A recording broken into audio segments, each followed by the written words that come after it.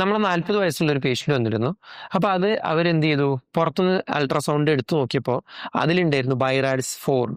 ഇത് കണ്ടിട്ട് ആകെ ഗൂഗിൾ ചെയ്തു, ആകെ ടെൻഷനായി, ക്യാൻസർ ആവാനുള്ള സാധ്യത ഉണ്ട് എന്നൊക്കെ പറഞ്ഞിട്ടാണ് നമ്മൾ എത്തു വന്നത്.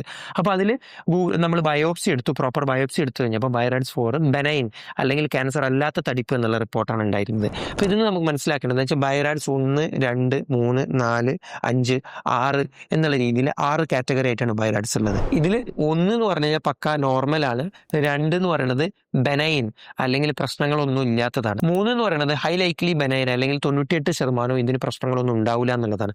4 മുതലുള്ളതിനെയാണ് നമ്മൾ നല്ല രീതിയിൽ നോക്കേണ്ടത്. 5 എന്ന് പറയുന്നത് highly suspicious of malignancy, cancer ആവാനുള്ള സാധ്യതകൾ കൂടുതൽ. 6 എന്ന് പറയുന്നത് ക്യാൻസർ പ്രൂവൺ ആയിട്ടുള്ളതിനെയാണ് ബൈറാഡ്സ് 6 എന്ന് പറയുന്നത്.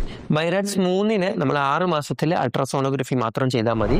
നേരെ മറിച്ച് ബൈറാഡ്സ് 4 ആണെങ്കിൽ നമ്മൾ അതിൽ നിന്ന് ബയോപ്സി എടുക്കുകയും ബയോപ്സിയിൽ പ്രശ്നങ്ങൾ ഇല്ലെങ്കിൽ നമ്മൾ അങ്ങനെയും, ബയോപ്സിയിൽ പ്രശ്നങ്ങൾ ഉണ്ടെങ്കിൽ നമ്മൾ ക്യാൻസർ നല്ല രീതിയിൽ ട്രീറ്റ് ചെയ്തിട്ട് അതിന് പ്രോപ്പർ ട്രീറ്റ്മെന്റ് കൊടുക്കുകയാണ് ചെയ്യുക. ഇതാണ് ബൈറാഡ്സ് എന്നുള്ളത്.